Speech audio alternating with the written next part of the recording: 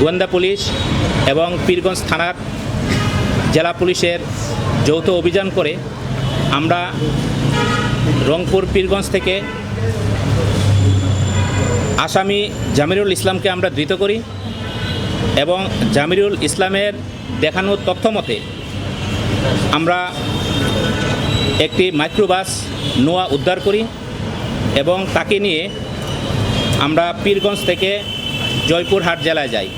জয়পুরহাট জেলা থেকে আমরা আরেকজন আসামি আব্দুল জলিলকে আমরা গ্রেপ্তার করি এবং তাকে নিয়ে এই ধারাবাহিক অভিযান আমরা পরিচালনা করি এবং তাকে নিয়ে পরবর্তীতে আমরা গাইবান্ধা গোবিন্দগঞ্জে আমরা গমন করি। আমাদের গোয়েন্দা টিম গাইবান্ধা গোবিন্দগঞ্জ এবং বগুড়া জেলার মুকামতলা বাজার থেকে আরেকজন আসামি আব্দুল ওহাব ওরফে শাফিকুলকে আমরা গ্রেপ্তার করতে সক্ষম হই এবং এই ঘটনার তাদের জবানবন্দির উপর ভিত্তি করে পরবর্তীতে আমরা গাইবান্ধা পলাশবাড়ি থেকে আরেকজন আসামি নুরুল আমিনকে আমরা গ্রেপ্তার করি এবং এই নুরুল আমিনকে আমরা সঙ্গে নিয়ে আরেকটি অভিযান পরিচালনা করি, সেটা গাইবান্ধা সাদুল্লাপুর থেকে আনিসুর রহমান এবং আমিরুল ইসলাম সর্দার নামক একজন ব্যক্তিকে গ্রেপ্তার করি। অর্থাৎ এই মামলার যে আসামি সন্দিগ্ধ আসামি আমরা 7 জনকে গ্রেপ্তার করতে সক্ষম হই এবং তাদের কাছ থেকে আমরা বিভিন্ন আলামত জব্দ করতে পারি। আলামতগুলো হচ্ছে একটি নুহা মাইক্রোবাস, চোরাই কাজে ব্যবহৃত একটি সিএনজি এবং 3টি ট্রান্সফরমারের ভেতরে থাকা চোরাই তামার কয়েল এখানে রয়েছে, আপনারা দেখতে পাচ্ছেন। পাশাপাশি এরকম আরও আমরা এই হত্যাকাণ্ডে ব্যবহৃত এবং বিভিন্ন সময় এরা যে সকল জিনিসগুলো লুণ্ঠন করেছে সেই জিনিসগুলো আমরা উদ্ধার করতে সক্ষম হই। এরকম 20টি আলামত রয়েছে এবং আপনাদের মাধ্যমে আমি বলতে চাই যে রংপুর জেলা পুলিশের গোয়েন্দা শাখা এবং পীরগঞ্জ থানা পুলিশের যৌথ অভিযানে এই আন্তজেলা এই চোর চক্র যারা দেশের বিভিন্ন প্রান্তরে ইলেকট্রিক ট্রান্সফরমার সহ বিভিন্ন জিনিস ওরা চুরি করে সুকৌশলে, সেগুলো ধানের সেচ পাম্পে ব্যবহৃত যে ট্রান্সফরমার এবং আবাসিক কাজে ব্যবহৃত যে ট্রান্সফরমার, এগুলো বিভিন্ন কাজে এরা এই জিনিসগুলো বিভিন্ন জায়গা থেকে সুকৌশলে এরা চুরি করে এবং এই চুরিগুলো করতে গিয়ে ওরা প্রথমে এসে ওরা সংশ্লিষ্ট জায়গায় রেকি করে, অর্থাৎ কীভাবে চুরিটা করা যায়, কীভাবে করতে হবে, এটা জনবহুল কিনা, এই জিনিসগুলো নিয়ে ওরা আগে থেকে এটা স্টাডি করে এবং যখন এই হত্যাকাণ্ড ঘটে মফিজার হত্যাকাণ্ড ঘটে, তারা একটি মাইক্রোবাস নিয়ে ওই এলাকাটা রেকি করে এবং এই মাইক্রোবাসটা আমরা জব্দ করতে সক্ষম হয়েছি।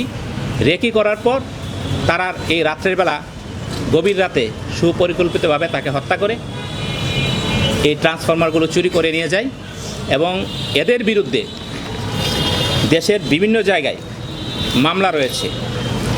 আমরা যাদেরকে গ্রেপ্তার করেছি তাদের পাবনা, নওগাঁ জেলা, গাজীপুর মেট্রোপলিটন পুলিশ, গাজীপুর মেট্রোপলিটনের একাধিক মামলা এবং মানিকগঞ্জ জেলার বিভিন্ন মামলা রয়েছে।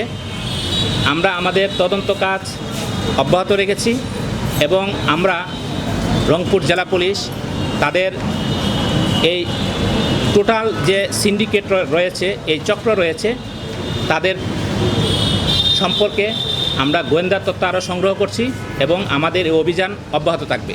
ধন্যবাদ। আর একটু ছোট করে সেটা হচ্ছে আপনি কয়জনকে আসলে গ্রেফতার করেছেন, কি জব্দ করেছেন এবং তার বিরুদ্ধে কি অ্যাকশন, কোন মামলা, যাতে একটু বলে দেন।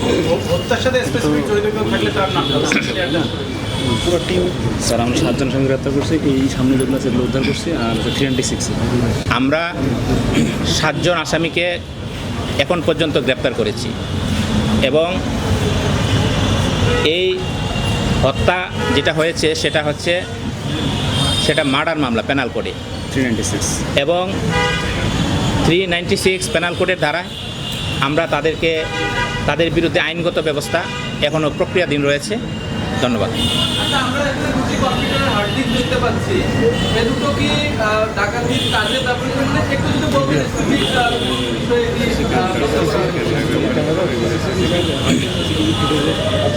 এগুলো বিভিন্ন সিসিটিভির ফুটেজের হার্ড ডিস্ক রয়েছে, আমরা সেগুলো বিশ্লেষণ করছি। সেগুলো তথ্য বিশ্লেষণ করে আমরা আইনগত ব্যবস্থা গ্রহণ করব। এই 7 জন ছাড়া কি আরো কেউ কারো সংশ্লিষ্টতা আছে কিনা বা আপনাদের অভিধান একটু এই বিষয়ে একটু বলবেন। এই 7 জনে কি হত্যার সাথে জড়িত নাকি 7 জনের মধ্যে ক্রেতা বিক্রেতা আছে বা হত্যার সহযোগী আছে? এই 7 জনের মধ্যে 5 জনের মতো স্বীকার করেছে যে এই হত্যাকাণ্ড এবং এই চুরির সাথে তারা সংশ্লিষ্ট, আর 2 জন রয়েছে যারা এই চুরাই দ্রব্য ওরা ক্রয় করে, মজুত করে এবং পরিবহন করে।